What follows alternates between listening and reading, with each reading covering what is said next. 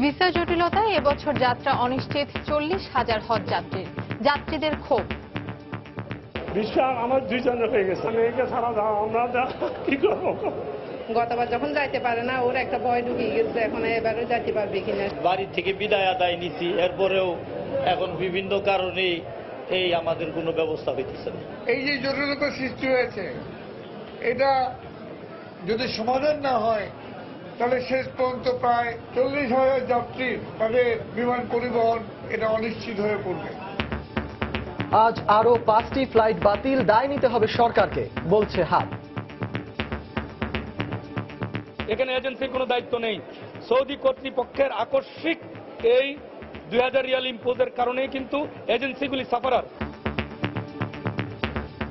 দেখছিলেন প্রধান শিরোনাম। সন্ধ্যার সময়ের সঙ্গে আছি আমি ফাহমিদা মৌটুসী এবং আমি সজল মিত্র রিচার্ড। এবার অন্যান্য শীর্ষ সংবাদ। বিচারপতিদের অপসারণের ক্ষমতা সংসদের হাতে গেলে রাজনৈতিক উদ্দেশ্যে ব্যবহার হতো। ষোড়শ সংশোধনী বাতিল করে দেয়া আপিল বিভাগের পূর্ণাঙ্গ রায় প্রকাশ। 75-এর ষড়যন্ত্রে মোশতাকের সঙ্গে জড়িত ছিল জিয়া, পরবর্তীতে ক্ষমতায় বসায় পাকিস্তানি দোসরদের। শোকাবহ আগস্টের কর্মসূচিতে প্রধানমন্ত্রী। 6 ঘন্টার অস্ত্রোপচারে সফলভাবে আলাদা হলো কোমর জোড়া লাগা গাইবান্ধার 2 শিশু। পরিপূর্ণ সুস্থতার বিষয়ে আশাবাদী চিকিৎসকরা। বগুড়ার আতঙ্কের নাম তুফান, ক্ষমতাসীন দলের ছত্রছায়ায় চালাতো অপকর্ম। বিচারের দাবিতে শহর জুড়ে বিক্ষোভ। এবং বর্ষার প্রতিকূল পরিবেশকে চ্যালেঞ্জ করিয়ে এগোচ্ছে পদ্মা সেতুর কাজ। 2টি হ্যামার নষ্ট, একটি মেরামতে আনা হচ্ছে আরো 2টি।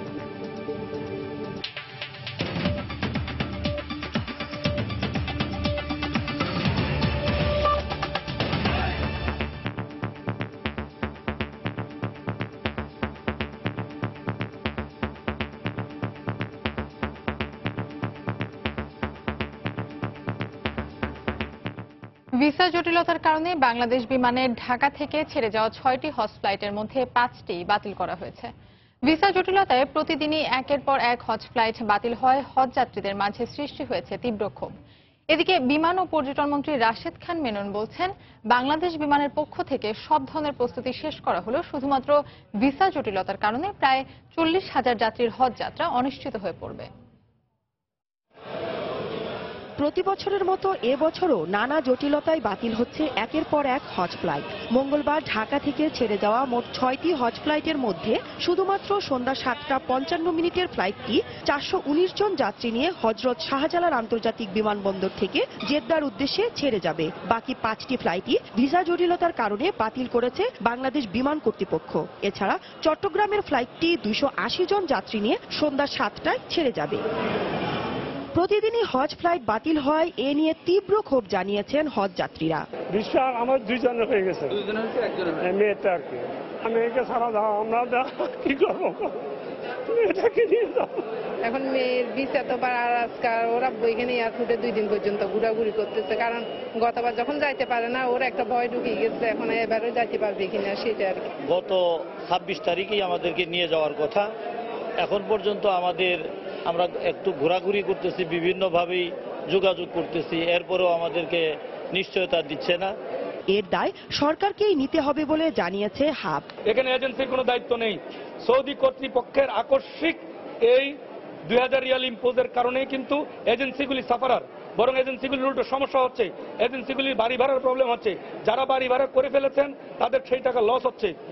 এদিকে হজ ক্যাম্প পরিদর্শনে এসে বিমানমন্ত্রী জানান, ভিসা, মোয়াল্লেম ফি সহ নানা জটিলতার দ্রুত সমাধান না করা গেলে এবছর প্রায় 40,000 যাত্রীর হজ যাত্রা অনিশ্চিত হয়ে পড়বে। এটা তো বিমানে কিছু করার নাই, কারণ যাত্রী না পেলে তো কিছু করার নেই। টিকিট তো আমরা আগেই রেখেছি, কিন্তু এই যে জটিলতা সৃষ্টি হয়েছে, এটা যদি সমাধান না হয় তাহলে শেষ পর্যন্ত প্রায় 40,000 যাত্রীর তাদের বিমান পরিবহন এটা অনিশ্চিত হয়ে পড়বে। 24 জুলাই থেকে 2রা আগস্ট পর্যন্ত মোট 9টি হজ ফ্লাইট বাতিল করেছে বাংলাদেশ বিমান কর্তৃপক্ষ। মৌসুম ইসলাম, সময় সংবাদ, ঢাকা। দর্শক, হজ ফ্লাইট এবং হজ যাত্রীদের সবশেষ পরিস্থিতি জানাতে রাজধানীর আশকোনায় হজ ক্যাম্পে আছেন সহকর্মী হাবিবুল ইসলাম হাবিব। সরাসরি চলে যাচ্ছি তার কাছে। মৌটুসী আর মাত্র 55 মিনিট পরেই হচ্ছে বাংলাদেশ বিমানের যে এয়ারলাইন্সটি আজকে জেদ্দার উদ্দেশ্যে ছেড়ে যাওয়ার কথা, সেটি 55 মিনিট পরেই ছেড়ে যাবে। এখন 7টা কিছুক্ষণ পরেই, অর্থাৎ কিছুক্ষণ আগেই কিন্তু যে সমস্ত যাত্রীরা যাচ্ছেন তারা অনেকেই আপনার ইমিগ্রেশনের মধ্যে প্রবেশ করেছেন, আমরা আগেই আপনাদেরকে দেখিয়েছি। আর এখন যারা রয়েছেন এই হজ ক্যাম্পে তাদের বেশিরভাগই হচ্ছে তাদের শিডিউল এখনো নিশ্চিত হয়নি, অর্থাৎ যাদেরকে অনেক আগেই সৌদি আরবে উদ্দেশ্যে রওনা হওয়ার কথা ছিল বা তাদের এখন সৌদিতেই থাকার কথা ছিল, যে সমস্ত ফ্লাইট বাতিল করা হয়েছে সেই সমস্ত ফ্লাইটের যাত্রীরা তারা মূলত এখন এই হজ ক্যাম্পে অবস্থান করছেন। আর আরেকটি বিষয় জানিয়ে রাখি যে আজকে সারাদিনই কিন্তু আমরা বরাবরই বলে আসছি যে বেসামরিক বিমান ও পর্যটন মন্ত্রী এখানে আসার পর তিনি একটি অনিশ্চয়তার কথা আমাদেরকে শুনিয়েছেন যে এই যে শিডিউল বিপর্যয়, অর্থাৎ শিডিউল বিপর্যয় না, এই যে শিডিউল একের পর এক বাতিল হওয়ার কারণে যে জটিলতা সৃষ্টি হয়েছে, অর্থাৎ যে জ্যাম সৃষ্টি হয়েছে, এইভাবে যদি চলতে থাকে অন্তত 40,000 যাত্রী তাদের সৌদি আরব যাওয়া অনিশ্চিত হয়ে পড়বে, এমনটি আশঙ্কা তিনি আমাদেরকে জানিয়েছেন। আর আরেকটি বিষয় জানিয়ে রাখি যে এখন পর্যন্ত আমি সর্বশেষ তথ্য যেটি পেয়েছি যে আগামীকালের আরও 4টি ফ্লাইট বাতিল করা হয়েছে, এমনটি আমরা জানতে পেরেছি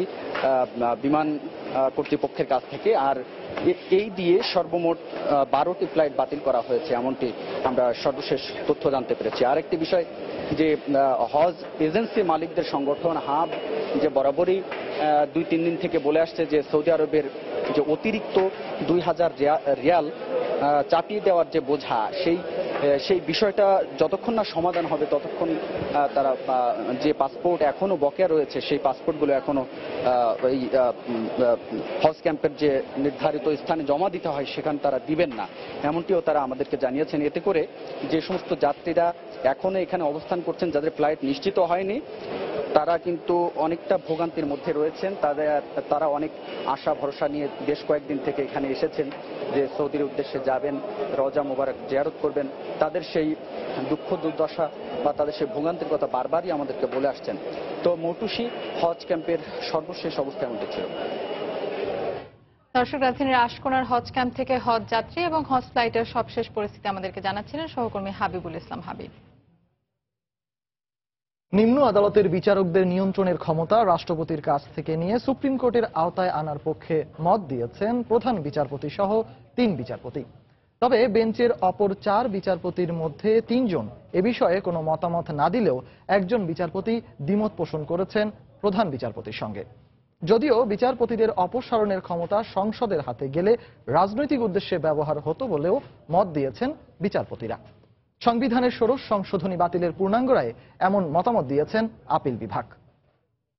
ষোড়শ সংশোধন বিল বিচারপতিদের অপসারণের ক্ষমতা সংসদের হাতে নেওয়া সংক্রান্ত সংবিধানের ষোড়শ সংশোধনী বাতিলের 1 মাসের মাথায় পূর্ণাঙ্গ রায় প্রকাশ করল আপিল বিভাগ। 799 পৃষ্ঠার রায়ে কেন সংশোধনীটি বাতিল করা হয়েছে এর বিস্তারিত তুলে ধরেছেন সর্বোচ্চ আদালত। রায়ে বলা হয়, বিচারপতিদের অপসারণের ক্ষমতা সংসদের হাতে গেলে রাজনৈতিক উদ্দেশ্যে ব্যবহৃত হওয়ার সুযোগ রয়েছে। এর ফলে বিচারকরা স্বাধীনভাবে কাজ করতে পারত না বলেও মত দেন আদালত। পুনর্বহাল করেন supreme judicial council. Supreme judicial কাউন্সিলে যেভাবে বিচার বিশ্লেষণ করে তদন্ত করে যেভাবে অপসারণ করা হতো, এখন থেকে সেইভাবেই করা হবে। সংবিধানের যে কোনো সংশোধনকে অবৈধ ঘোষণা করতে পারেন, কিন্তু সংবিধানের কোন ধারা পুনঃস্থাপন বা রেস্টোর করা আমার বিবেচনায় এটা পার্লামেন্টের কাজ। সুপ্রিম জুডিশিয়াল কাউন্সিলের যে কনসেপ্টটা, এটা হলো সেনা শাসকদের কনসেপ্ট, পাকিস্তানের কনসেপ্ট, জিয়াউর রহমানের কনসেপ্ট। কাজেই এটা পুনঃস্থাপনে নিশ্চয়ই আমি ব্যথিত। রায়ে নিম্ন আদালতের বিচারকদের নিয়ন্ত্রণের ক্ষমতা রাষ্ট্রপতির কাছ থেকে নিয়ে সুপ্রিম কোর্টের নিয়ন্ত্রণে আনার পক্ষে মত দেন আপিল বিভাগের 3 জন বিচারপতি, যদিও এর সাথে ভিন্ন মত রয়েছে অপর বিচারপতিদের। অনুচ্ছেদ 116 সম্বন্ধে বলেছেন যে এটা সংবিধান পরিপন্থী, কিন্তু রায়ের শেষাংশে যেখানে সবাই একমত হয়েছেন সেখানে এই জিনিসটা আমি পেলাম না। এদিকে সচিবালয়ে আইনমন্ত্রী সাংবাদিকদের জানান, পূর্ণাঙ্গ রায় দেখে এ বিষয়ে মন্তব্য করবেন তিনি। পূর্ণাঙ্গ রায় এখনো পড়ি নাই, আমি এই রায় পড়ার পরে তারপরে আমার প্রতিক্রিয়া জানাবো। এ রায়ের রিভিউ চাওয়ার সুযোগ রয়েছে রাষ্ট্রপক্ষের। গত ৩রা জুলাই সংবিধানের ১৬শ সংশোধনী বাতিল করে সর্বসম্মতিক্রমে সংক্ষিপ্ত রায় দিয়েছিল আপিল বিভাগ। আফজাল হোসেন, সময় সংবাদ, ঢাকা। প্রধানমন্ত্রী শেখ হাসিনা বলেছেন ৭৫-এর ষড়যন্ত্র মোশতাকের সঙ্গে জিয়া জড়িত ছিল, এতে কোনো সন্দেহ নেই। বিকেলে শোকের মাস উপলক্ষে কৃষক লীগ আয়োজিত রক্তদান কর্মসূচিতে বক্তব্য রাখেন প্রধানমন্ত্রী। এ সময় তিনি বলেন, অবৈধভাবে ক্ষমতা দখল করে জিয়াউর রহমান যুদ্ধাপরাধীদের বিচার বন্ধ করে দিয়েছিল। পাকিস্তানি হানাদার বাহিনীর দোসরদের ক্ষমতায় বসিয়ে জিয়া শহীদের রক্তের সঙ্গে বেইমানি করেছিল বলেও মন্তব্য করেন প্রধানমন্ত্রী শেখ হাসিনা। পাকিস্তানি শত্রুরা যেটা পারে নাই, আর ঘরের আপনজন হয়ে দিন রাত যারা ঘোরাঘুরি করত তারাই বেইমানি করলো, আর এই বাড়িতে এই ধরনের একটা হত্যাকাণ্ড একই সাথে 3টি বাড়িতে ঘটালো। হত্যাকু ষড়যন্ত্রের মধ্য দিয়ে অবৈধভাবে ক্ষমতা দখল, সংবিধান লঙ্ঘন করেই মোশতাক নিজেকে প্রেসিডেন্ট ঘোষণা করেছিল এবং প্রেসিডেন্ট ঘোষণা করেই জিয়াউর রহমানকে সেনা প্রধান নিযুক্ত করলো। কাজে এই ষড়যন্ত্রের সাথে মোশতাকের সাথে জিয়া তারা যে একইভাবে জড়িত, এতে আর কোনো সন্দেহ থাকে না। কারফিউ দিয়ে দেওয়া হয়েছিল, বেশি লোক ঢুকতে দেয়নি, তারা জোর করেই তাকে গোসল দিয়েছিলেন সেই তিব্বত 570 সাবান দিয়ে, আর কাফনে কাপড় কেনারও সুযোগ ছিল না। তিনি রিলিফের কাপড় এনে সেই কাপড় গরিব দুঃখী মা বোনকে দিতেন। সেই কাপড় ওখানে রেড ক্রিসেন্টের একটা হাসপাতাল ছিল, সেখান থেকে কাপড় এনে সেই কাপড়ের পাড় ছিঁড়ে সেটা দিয়েই কিন্তু বঙ্গবন্ধুকে দাফন করা হয়েছিল। তার এই রক্ত ঋণ আমরা শোধ করতে পারবো তখনই যখন এই বাংলাদেশ থেকে দুঃখ দারিদ্র দূর করে যখন প্রতিটি মানুষের জীবনকে আমরা অর্থবহ করতে পারবো, উন্নত করতে পারবো, সমৃদ্ধ করতে পারবো। সন্ধ্যার সময় আরো থাকছে বাড়ি বাড়ি গিয়ে চিকুনগুনিয়া আক্রান্তদের চিকিৎসা সেবা দেওয়া শুরু।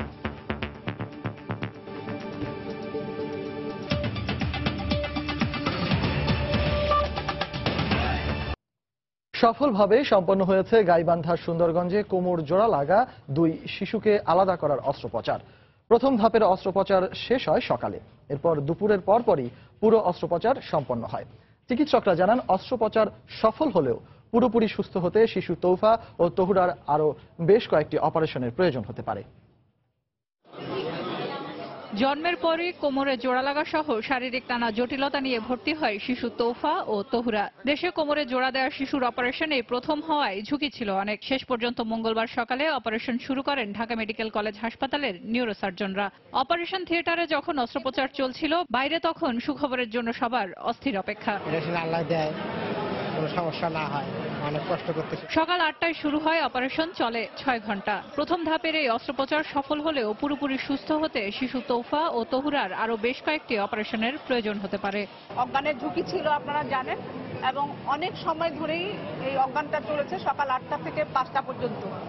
বাচ্চাগুলো ঝুঁকির মধ্যে ছিল এবং আমরা ভয়ে ছিলাম যে বাচ্চাগুলো রিকভারি করবে কিনা ঠিক মতো, কিন্তু বাচ্চাগুলো খুব সুন্দর করে ওরা কান্না করেছে, খুব সুন্দর করে ওরা পাগুলো নেড়েছে। অপারেশনের মূল যে বিষয়টা ছিল সেটা হলো বাচ্চা দুটোকে পৃথকীকরণ। সবচেয়ে দুরূহ ছিল মেরুদণ্ডের হাড় এবং মেরু মজ্জা যে স্পাইনাল কর্ড, সেটা সেপারেশন করা। চিকিৎসকরা জানান, এ ধরনের অপারেশনের পরও অনেক সময় ঝুঁকি থেকে যায়, তাই আবারও অপারেশনের প্রয়োজন দেখা দিতে পারে বলে জানান তারা। মেরুদণ্ড সেপারেট করা একটা চ্যালেঞ্জ ছিল, এই কাজটুকু সম্পন্ন হয়ে গেছে। প্রথম সমস্যাটা ছিল আমাদের অ্যানেস্থেসিয়া, দুটো বাচ্চাকে অ্যানেস্থেসিয়া দেওয়ার, সেটা আমরা সফলভাবে হয়েছে। স্পাইনাল কর্ডের পার্টটা দুটো কমন ছিল আর কি, সেগুলো আমরা আলাদা করতে হয়েছে। আমরা আবার দুটো টেবিলে যাব।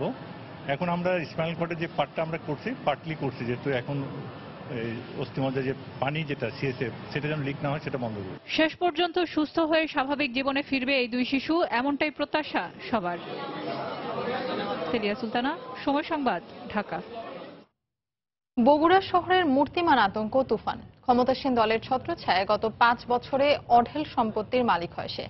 ক্ষমতার দাপটে শ্রমিক লীগের আহ্বায়কের পদও বাগিয়ে নেয় অল্প সময়ে। সম্প্রতি ছাত্রী ধর্ষণের পর তার স্ত্রী এবং কাউন্সিলর অমানবিক নির্যাতন করে ভিকটিম ও তার মায়ের মাথা মুড়িয়ে দেয়। এই ঘটনায় গ্রেফতার হলে উঠে আসে তুফানের নানা অপকর্মের কথা।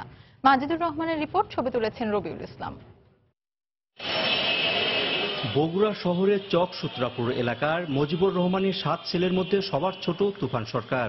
নবম শ্রেণী পর্যন্ত লেখাপড়া করে বাবার সঙ্গে চামড়া কেনাবেচার কাজে যুক্ত হয় সে। র্যাব ও পুলিশের হাতে দুবার মাদকের বড় চালান সহ গ্রেপ্তারও হয়। তার বিরুদ্ধে হত্যাসহ 6টি মামলা থাকলেও আইন শৃঙ্খলা বাহিনীর নাকের ডগায় ব্যাটারি চালিত রিকশার চাঁদাবাজি করেছে দীর্ঘ 2 বছর। জোরপূর্বক রিকশার চাঁদা তুলতে শহরে বিভিন্ন পয়েন্টে বাহিনীও গড়ে তোলে। চাঁদা না দিলে তাদের উপর চালানো হয় অমানবিক নির্যাতন। 20 টাকার চাঁদা, তারপর এলাকার গাড়ির কাঠ কলায় চল 3000, 2500, 3000 করে করতে হলো। এটা তুফান সরকার নিচ্ছে না। তখন চাঁদা না দিচ্ছিল তখন গাড়ি ধরে যাচ্ছিল, ধরে হয়তো ভাই আমাদের কাছে টাকা বসা নাই, তাহলে ধরে মারিচ্ছিল। চাচ্ছিল আমরা দিয়েছিলাম, আমরা কোনো প্রতিবাদ করিনি। অল্প কয়েক বছরের মধ্যে বনে যায় কারি কারি টাকার মালিক। সুশীল সমাজের মতে রাজনীতির ছত্রছায়ায় এ সুযোগ পাচ্ছে ঘৃণ্য মানুষগুলো। রাজনৈতিক প্রভাবে তার বড় ভাইয়ের সঙ্গে তার উত্থানের যাত্রা ঘটে। যে দলই সরকারে থাকুক সেই দলটাকে তারা বেছে নেয় বেশি, এবং আমরা আমাদের কিছু রাজনীতিবিদ আছে যারা তাদেরকে সেই সুযোগটা করে দিচ্ছে। আমাদের মানুষকেও, সচেতন মানুষ সবাইকে সংগঠিত হতে হবে এই সকল অপকর্মের বিরুদ্ধে, এই সকল যারা অপরাধীদের বিরুদ্ধে। এই অপরাধের জন্য পুলিশ প্রশাসন পুলিশের আইনের মাধ্যমে তারা গ্রহণ করবে। দীর্ঘ সময় চার্জার চালিত রিকশার চাঁদাবাজি চললেও আওয়ামী লীগের সাধারণ সম্পাদক বগুড়া সফরে এলে তার নির্দেশে বন্ধ হয় চাঁদাবাজি। সদর থানায় হত্যাসহ 6টি মামলা রয়েছে তুফানের বিরুদ্ধে। 1700 বোতল ফেন্সিডিল তার বাড়ি থেকে র্যাপিড অ্যাকশন ব্যাটালিয়ন উদ্ধার করেছিল এবং সেখানে 4 লক্ষ নগদ টাকা উদ্ধার করেছিল। একটা মামলা ছিল হত্যা চেষ্টা এবং গ্রিভিয়াস হার্টের মামলা। গত 17 জুলাই ভালো কলেজে ভর্তির সুযোগ করে দেওয়ার কথা বলে বাড়িতে এনে প্রতিবেশী এক ছাত্রীকে ধর্ষণ করে তুফান। পরে 28 জুলাই ওই ছাত্রী ও তার মাকে তুফানের স্ত্রী ও স্ত্রীর বড় বোন কাউন্সিলর রুমকি বাড়িতে ডেকে এনে অমানবিক শারীরিক নির্যাতন করে তাদের মাথা মুড়িয়ে দেয়। মাজিদুর রহমান, সময় সংবাদ, বগুড়া। এদিকে ধর্ষণের পর মামের মাথা মুড়ানোর ঘটনায় মানববন্ধন ও বিক্ষোভ সমাবেশ করেছে বেশ কয়েকটি সংগঠন। সকালে বগুড়া শহরের সাতমাথা এলাকায় বিক্ষোভ কর্মসূচি পালন করা হয়। এতে গণতান্ত্রিক বাম মোর্চা ও সমাজতান্ত্রিক ছাত্র ফ্রন্ট সহ সামাজিক ও সাংস্কৃতিক সংগঠনের নেতাকর্মীরা অংশ নেন। এতে অংশ নেন বিভিন্ন শ্রেণী পেশার মানুষও। বিক্ষোভ কর্মসূচি থেকে এই ঘটনায় জড়িত তুফান ও কাউন্সিলর রুমকির দৃষ্টান্তমূলক শাস্তি দাবি করেন তারা।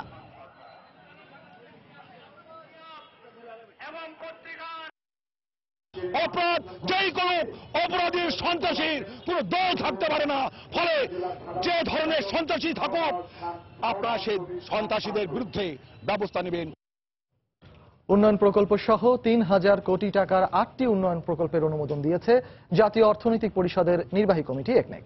সকালে প্রধানমন্ত্রীর সভাপতিত্বে রাজধানীর শেরে বাংলা নগরে এনইসি সম্মেলন কক্ষে প্রকল্প অনুমোদন দেওয়া হয়। এর মধ্যে মোংলা থেকে চাঁদপুর, মাওয়া, গোয়ালন্দ হয়ে পাকশি পর্যন্ত নৌ রুটের নাব্যতা উন্নয়ন প্রকল্পে ব্যয় ধরা হয়েছে 956 কোটি টাকা। শ্যাওলা, ভোমরা, রামগড় স্থলবন্দর উন্নয়ন ও বেনাপোল স্থলবন্দরের নিরাপত্তা ব্যবস্থা উন্নয়নে ব্যয় ধরা হয়েছে 693 কোটি টাকা। এ প্রকল্পে বিশ্বব্যাংক ঋণ সহায়তা দেবে 592 কোটি টাকা। এছাড়াও নবীনগর, শিবপুর, রাধিকা আঞ্চলিক মহাসড়ক নির্মাণ ও উন্নয়ন প্রকল্পে ব্যয় ধরা হয়েছে 343 কোটি টাকা। সভা শেষে পরিকল্পনা মন্ত্রী বলেন, নৌপথের উন্নয়নে মহাপরিকল্পনা হাতে নেওয়া হয়েছে।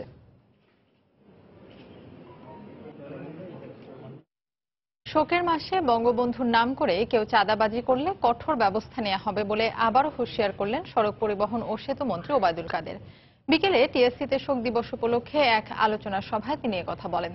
15ই আগস্টে বিএনপি চেয়ারপারসন বেগম খালেদা জিয়া ভুয়া জন্মদিন পালনে বিরত থাকলে নির্বাচন নিয়ে সংলাপের পরিবেশ সৃষ্টি হতে পারে বলেও জানান মন্ত্রী। শোক দিবসের নামে চাঁদাবাজি যেন কেউ না করতে পারে, এটা আপনাদের সবাইকে লক্ষ্য রাখতে হবে। আমরা ব্যবস্থা নেব।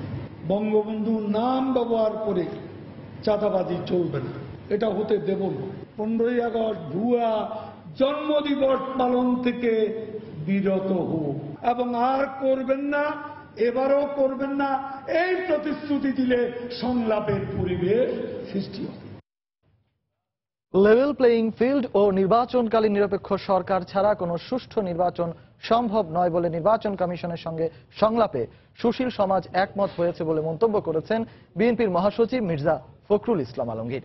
2014 সালের 5 জানুয়ারির মতো আর কোনো একতরফা নির্বাচন সরকারকে করতে দেয়া হবে না বলেও হুঁশিয়ারি দেন তিনি। দুপুরে রাজধানীর তোপখানা রোডে শিশু কল্যাণ পরিষদে এক প্রতিবাদ সভায় একথা বলেন মির্জা ফখরুল। এই নির্বাচন কমিশন গতকাল যাদেরকে ডেকেছিল তারা খুব পরিষ্কার ভাষায় গতকাল তাদের মতামত দিয়েছে। তারা বলেছেন যে সহায়ক সরকার ছাড়া, অর্থাৎ নিরপেক্ষ সরকার ছাড়া সুষ্ঠু নির্বাচন হতে পারে না। তারা বলে এসেছেন যে সেনাবাহিনী মোতায়েন ছাড়া এবং তাদেরকে ম্যাজিস্ট্রিয়াল ক্ষমতা দেওয়া ছাড়া এখানে সুষ্ঠু নির্বাচন হতে পারে না। তারা খুব পরিষ্কার করে বলেছেন প্রত্যেকটি রাজনৈতিক দলকে নির্বাচনে আনতে হবে এবং তাদের জন্য লেভেল প্লেইং ফিল্ড তৈরি করতে হবে। সন্ধ্যার সময় আরো থাকছে। 1.5 মাসের জন্য পাকিস্তানের অন্তর্বর্তীকালীন প্রধানমন্ত্রী শহীদ খাকান আব্বাসি।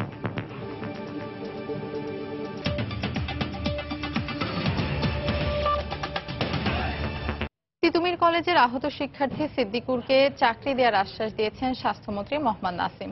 দুপুরে বঙ্গবন্ধু শেখ মুজিব মেডিকেল বিশ্ববিদ্যালয়ে এক সেমিনারে অংশ নিয়ে তিনি এই কথা জানান। স্বাস্থ্যমন্ত্রী বলেন, সিদ্দিকুর দৃষ্টিশক্তি ফিরে পাবে কিনা সে বিষয়ে নিশ্চিত নই, তবে দেশে ফেরার পর তাকে স্বাস্থ্য অধিদপ্তরে চাকরি দেওয়া হবে। আমাদের সেই ছেলেটি, মেধাবী ছেলেটি সিদ্দিকুরের চোখ ভালো হবে কিনা এখনো নিশ্চিত আমরা নই। আমি যা ইচ্ছা প্রকাশ করে অপারেশন যদি করতে অপারেশন করা হবে, তারপর শেষ চেষ্টা করা হবে তার একটি চোখ অন্তত ভালোভাবে ফিরে আসতে পারে কিনা। চোখ তার ভালো হোক বা না হোক, সে ঢাকায় যখন ফিরে আসবে অবশ্যই তাকে আমি একটি চাকরি দেব আমার অধিদপ্তরে। বরগুনা সদর উপজেলার নির্বাহী কর্মকর্তা গাজী তারিক সালমনকে মন্ত্রিপরিষদ বিভাগের সিনিয়র সহকারী সচিব হিসাবে পদোন্নতি দেওয়া হয়েছে। জনপ্রশাসন মন্ত্রণালয় এ তথ্য নিশ্চিত করেছে।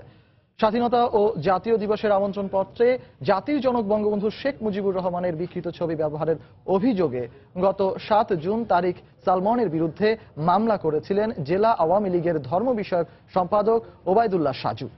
19 জুলাই এই মামলায় তারিক সালমন আদালতে আত্মসমর্পণ করলে তাকে কারাগারে পাঠানোর নির্দেশ দিয়েছিলেন বরিশালের চিফ মেট্রোপলিটন ম্যাজিস্ট্রেট। এ নিয়ে পরে সমালোচনায় মুখে পড়েন মামলার বাদী, বিচারক সহ অন্যান্যরাও। এ ঘটনায় বরিশাল ও বরগুনা জেলা প্রশাসককে প্রত্যাহার করা হয়।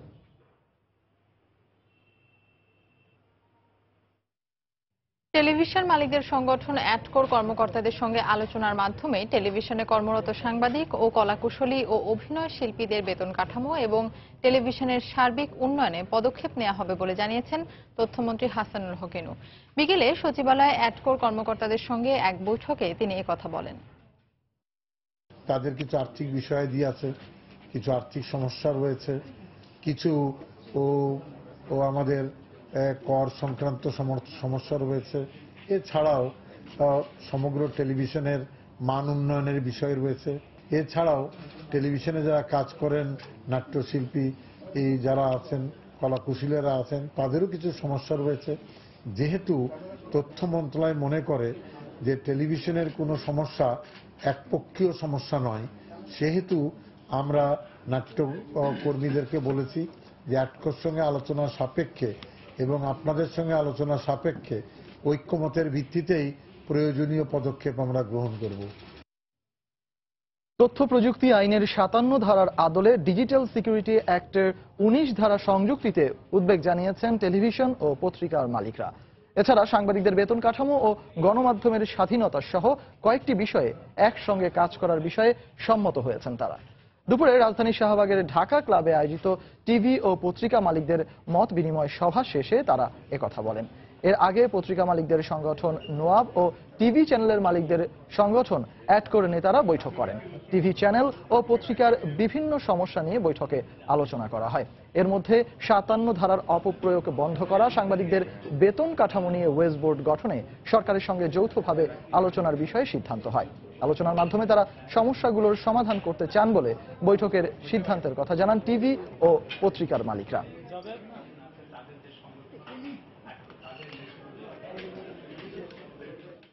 যৌথভাবে আমরা যেটা সিদ্ধান্ত নিয়েছি, যতগুলি সমস্যা আছে আমরা এটা কিন্তু সরকারের সাথে আলোচনার মাধ্যমে কিন্তু আমাদেরকে এই সমস্যাগুলি আমাদের সমাধান করতে হবে। আগে আমরা নিজেদের মধ্যে বসে অ্যাগ্রিড একটা সলিউশন, একটা সমাধান, যে এইভাবে এই চ্যালেঞ্জেসগুলি আমরা সমাধান করতে পারবো, এটা নিয়ে তারপর আমরা সরকারের সাথে বসবো। সংবাদপত্রের স্বাধীনতার প্রশ্ন বা তার সঙ্গে 57 ধারা 19 ধারা বিষয়গুলি যুক্ত বেতন ভাতা কাঠামো এবং ওয়েজ বোর্ড নিয়ে আলোচনা উঠেছে, আলোচনা হচ্ছে। সেসব বিষয় নিয়ে আমরা সরকারের সঙ্গে কথা বলছি। এই বিষয়গুলি আমরা আমাদের টেলিভিশন যে সমিতি আছে অ্যাটকো তাদের সঙ্গে কথা বলেছি।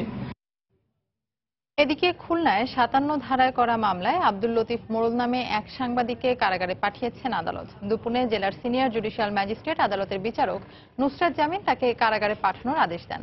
আগামীকাল মামলার পরবর্তী শুনানির দিন ধার্য রয়েছে। মামলার বিবরণে জানা যায় 29 জুলাই একটি প্রকল্পের আওতায় সুফলভোগীদের মাঝে ছাগল বিতরণ করেন মৎস্য ও প্রাণী সম্পদ প্রতিমন্ত্রী নারায়ণ চন্দ্র চন্দ। পরদিন রাতে সুফলভোগী জুলফিকার ঢালির ছাগলটি মারা যায়। এ নিয়ে স্থানীয় একটি অনলাইনে প্রতিমন্ত্রীর দেয়া ছাগল রাতে মৃত্যু এ শিরোনামে একটি সংবাদ প্রকাশিত হয়। খুলনা থেকে প্রকাশিত দৈনিক প্রবাহ পত্রিকার ডুমুরিয়া উপজেলা প্রতিনিধি আব্দুল লতিফ মোড়ল তার ফেসবুকে ওই সংবাদটি শেয়ার করেন। এ ঘটনায় গতরাতে তথ্য ও যোগাযোগ প্রযুক্তি আইনের 57 ধারায় সুব্রত কুমার ফৌজদার নামে অপর এক সাংবাদিক বাদী হয়ে ডুমুরিয়া থানায় মামলা করেন। পরে সাংবাদিক আব্দুল লতিফ মোড়লকে গ্রেফতার করে পুলিশ।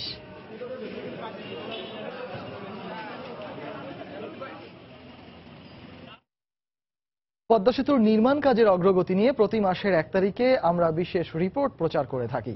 তারই ধারাবাহিকতায় আজ থাকছে প্রতিকূল পরিবেশে কাজের অগ্রগতি নিয়ে একটি রিপোর্ট। বর্ষার প্রতিকূল পরিবেশকে চ্যালেঞ্জ হিসেবে নিয়েই কাজ এগুচ্ছে পদ্মা সেতুর। তার সঙ্গে বাড়তি যোগ হয়েছে হ্যামার জটিলতা। এই প্রকল্পে বিশ্বের সর্বোচ্চ ক্ষমতা সম্পন্ন হ্যামার আনা হলেও গত 1 মাস ধরে অচল হয়ে আছে 3টি হ্যামারই। এর মধ্যে 2টি হ্যামার দীর্ঘদিন ধরে নষ্ট, আরেকটি হ্যামার সার্ভিসিং এ থাকায় ব্যাহত হচ্ছে সেতুর পাইল ড্রাইভিং এর কাজ। প্রকল্প পরিচালক জানিয়েছেন জটিলতা এড়াতে শিগগিরই আনা হচ্ছে আরো নতুন 2টি হ্যামার। প্রকল্প এলাকা ঘুরে এসে এহসান জুয়েলের রিপোর্ট, ছবি তুলেছেন সাইফুল ইসলাম। কয়েকদিনের টানা বৃষ্টি, নদী উত্তাল, থেমে থেমে দমকা হাওয়া। প্রস্তুতি আছে কিন্তু নেই কাজ করার মতো অনুকূল প্রাকৃতিক পরিবেশ। পদ্মা সেতুর কাজে তাই বড় বাধা মনে করা হয় বর্ষায় নদীর অশান্ত এই রূপকে। তার সঙ্গে সম্প্রতি যোগ হয়েছে যান্ত্রিক জটিলতা। শুরুতে পাইল ড্রাইভিং হতো 2000 কিলোজোল ক্ষমতা সম্পন্ন একটি হাইড্রোলিক হ্যামার দিয়ে, পরে 2400 কিলোজোল আর বিশ্বের সর্বোচ্চ 3600 কিলোজোল ক্ষমতার আরও 2টি হ্যামার তাতে যোগ করা হয়। এর মধ্যে এমএনকে কোম্পানির 2টি হ্যামারই দীর্ঘদিন ধরে নষ্ট হয়ে আছে। 2400 কিলোজোলের একটি হ্যামার দিয়ে কাজ চালিয়ে যাওয়া হলো পুরো জুলাই মাস জুড়ে, সেটারও সংস্কার করতে হয়েছে। এই অবস্থায় কাজের গতি স্বাভাবিক রাখতে 1900 ও 3500 কিলোজোলের আরও 2টি নতুন হ্যামার আনা হচ্ছে। এটা মেকানিক্যাল জিনিস, কেউ তো গ্যারান্টি দিতে পারে না। যমুনাতে একবারও নষ্ট হয়, ইট ইজ নিউ হ্যামার, পুরনো হ্যামার না। এটা আমাদের প্রজেক্টের জন্যই বানানো হয়েছে এবং এই জন্য হ্যামার আসতে আমাদের 1-1.5 বছর দিয়ে গেছে। ঠিকাদার কাজ পাওয়ার পরপরই ফার্স্ট কাজ করছে হ্যামারের অর্ডার দেওয়া। এটা ডিস্টার্ব দেওয়া উচিত ছিল না। আরও 2টা আসবে, একটা আসবে অগাস্ট মাসের ফার্স্ট উইকে আর একটা আসবে ডিসেম্বরে। পুরো সেতুর 272টি পাইলের মধ্যে এখন পর্যন্ত পুরোপুরি বসানো হয়েছে 34টি পাইল। এক্ষেত্রে আগে ড্রাইভ করা 37 ও 38 নম্বর পিলারকে কনক্রিট ঢালাই ক্যাপ পরানোর কাজ শেষে পুরো প্রস্তুত করে ফেলা হচ্ছে। কয়েক দফা পেছানো হলো এই 2টি পিলারের মধ্যে পদ্মা সেতুর প্রথম স্প্যানটি বসানো হবে আগামী মাসে। আমাদের তো একটা ঢালাই করলে 24 ঘন্টা, 26 ঘন্টা, 30 ঘন্টা লাগে। তো বেশি উত্তাল থাকলে নদী আবার সমস্যা হয়। দেখ, এগুলো সবই আমরা অজুহাত বলতেছি না। আমরা অগাস্টের মধ্যে শেষ করার টার্গেট ছিল, হয়তো আমরা নাও পারতে 1-2 সপ্তাহ বেশি হয়ে যাবে। এছাড়া সেতু থেকে সড়কে নামার জন্য জাজিরা প্রান্তে ভায়াডাক্ট তৈরির কাজ প্রায় 70% শেষ হলেও মাওয়া প্রান্তে এই কাজ ধরা হবে চলতি মাসে। এখন পর্যন্ত মূল সেতুর 59% কাজ শেষ হওয়ার কথা থাকলেও শেষ হয়েছে 45%। হ্যামার নিয়ে জটিলতা থাকলেও থেমে নেই পদ্মা সেতুর অন্য কাজগুলো। ইয়ার্ডে বিশাল কর্মযজ্ঞ শেষে বাইরে এনে সারি সারিভাবে বসে রাখা হয়েছে 2টি পিলারের মধ্যে জোড়া দেওয়ার স্প্যানগুলো। এরপর পাশের ইয়ার্ডে নিয়ে সেগুলোকে সোনালি রং করা হবে। প্রকৌশলীদের প্রত্যাশা, চলতি বছরের মধ্যেই জাজিরা প্রান্তে সোনালী পদ্মা সেতুর কমপক্ষে 3টি স্প্যান দৃশ্যমান করা সম্ভব হবে। এহসান জুয়েল, সময় সংবাদ, মুন্সিগঞ্জ। বাড়ি বাড়ি গিয়ে চিকুনগুনিয়া রোগে আক্রান্তদের চিকিৎসা সেবা দেওয়া শুরু করেছে ঢাকা দক্ষিণ সিটি কর্পোরেশন। সকাল থেকে আনুষ্ঠানিকভাবে কার্যক্রম শুরু করে তারা।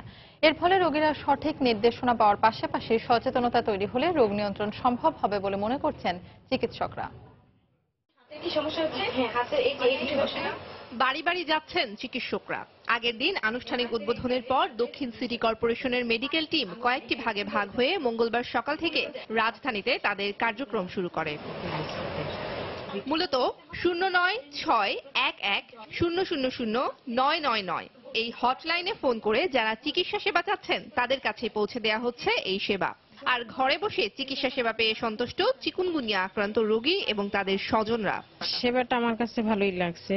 পায়ের একটা ব্যায়াম শেখানো হয়েছে, হাতের ব্যায়াম, তারপরে এই হাঁটুর ব্যায়াম, এগুলা তো এইভাবে করতে হয় এটা তো জানতাম না। সাউথ সিটি কর্পোরেশন ওই নাম্বারটা সংগ্রহ করে আমি কল করি। আমাকে বলল যখন ব্যথা হবে বা ব্যথা থাকবে বা পূর্বে যাদের চিকুনগুনিয়া হয়েছিল তারা ব্যথাটাকে নিরাময় করার জন্য বাড়িতে যে হলেও আমরা তাদেরকে কিছু সিম্পল কিছু পরামর্শ দিয়ে যদি আমরা তাদের এই পেইনটাকে নির্মূল করতে পারি। এক্সারসাইজ যেগুলো করলে পেইনটাও কমবে, পাশাপাশি তারা আবার স্বাভাবিকভাবে হাঁটাচলা করতে পারবে। এদিকে নগরপিতা বলছেন আক্রান্তদের চিকিৎসা সেবা নিশ্চিত করতে প্রয়োজনে জনবল বাড়াবে দক্ষিণ সিটি কর্পোরেশন। আমাদের যে জনবল রয়েছে তার থেকে বেশি আমাদের রিকোয়েস্ট আসছে।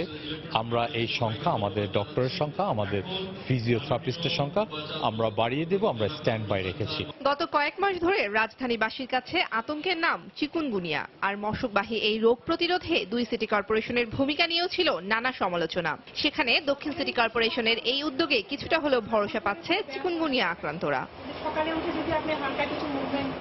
তাহিয়া রুবাইয়া তপলা, সময় সংবাদ, ঢাকা। এবার জানাবো দেশের বাইরের খবর। পাকিস্তানের নতুন অন্তর্বর্তী প্রধানমন্ত্রী নির্বাচিত হলেন ক্ষমতাসীন PMLN এর নেতা শহীদ খাকান আব্বাসি।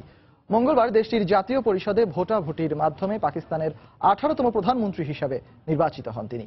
জয়ের জন্য 172 ভোট প্রয়োজন ছিল, তিনি পান 221 ভোট।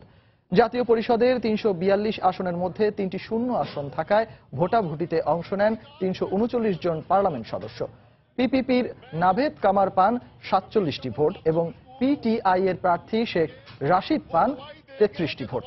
নওয়াজ শরীফের পদত্যাগের কারণে জাতীয় পরিষদে তার শূন্য আসনে আগামী 17 সেপ্টেম্বর নির্বাচন অনুষ্ঠিত হবে বলে জানিয়েছে দেশটির নির্বাচন কমিশন।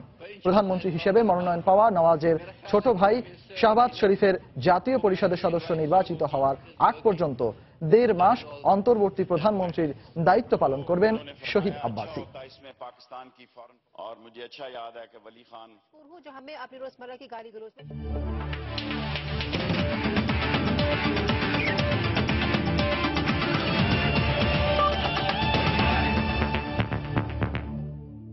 অস্ট্রেলিয়ার বিপক্ষে টেস্ট সিরিজ বাংলাদেশের জন্য চ্যালেঞ্জিং হবে, এমনটাই জানিয়েছেন পেসার রুবেল হোসেন।